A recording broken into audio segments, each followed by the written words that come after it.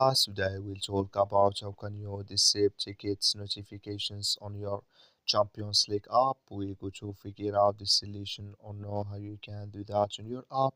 So you just follow these ways, then it's going to work with you. All you have to do inverse, you just go down here, you click on more down here. So that, sorry, we'll go back. You go here above your photo profile, click on it, then it's going to take you to this list here. You click on notifications, so then you come to next step here. It's going to show for you like this. You just go down here, you come here to tickets, just click in this sign or this color. Like you see color, it's gone. That's main tickets notifications disable with us now. So that's all you have to do to disable tickets on your Champions League app. You just follow these ways, then it's going to work with you. Thank you for your watching. Don't forget to support us by liking, subscribe.